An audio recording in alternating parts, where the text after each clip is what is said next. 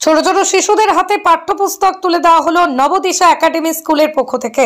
Katakhali Nabadisha academy স্কুলের উদ্যোগে স্বল্প মূল্যে বইমেলা আন্তর্জাতিক মাতৃভাষা দিবস উপলক্ষে ছোট ছোট শিশুদের বই দিয়ে সহযোগিতা করলেন এবং আগামী দিনের ভবিষ্যৎ বলে তাদের হাতে পাঠ্যপুস্তক তুলে দেন।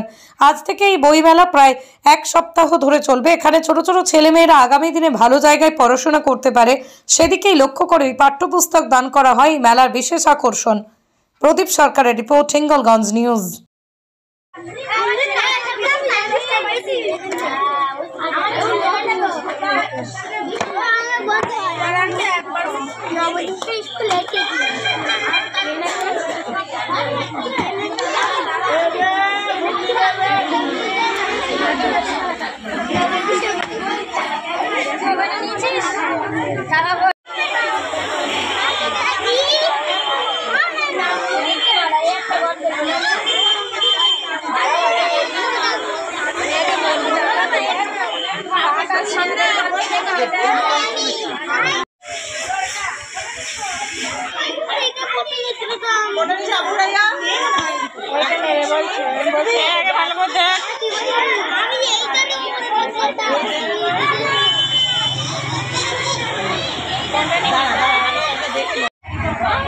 ওই মাথা চলে যাও।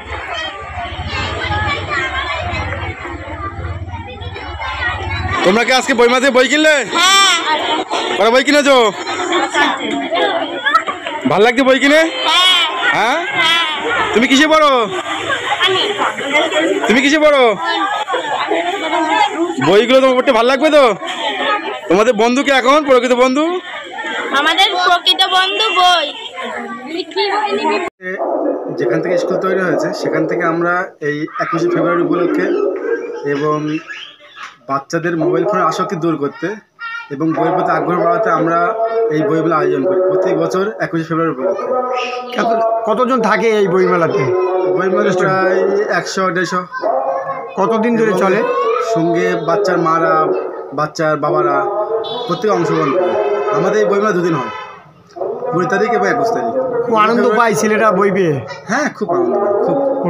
এবং ওরা ওই কম দামে মানে বই ঘেটে ঘেটে যে বইটা নেওয়ার, বইয়ের নতুন বইয়ের যে একটা ঘ্রাণ, এতে বাচ্চারা খুব আনন্দ পায় এবং বইয়ের মূল্য খুব কম। ওরা নিজেরা দেখে নিজেরা চয়েস করে বই কিনতে পারছে, এটাই তো অনেক।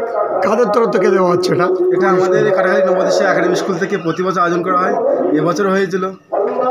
আপনার নাম? আমার নাম রজত গাজী, আমি স্কুলের প্রধান শিক্ষক। থ্যাংকস।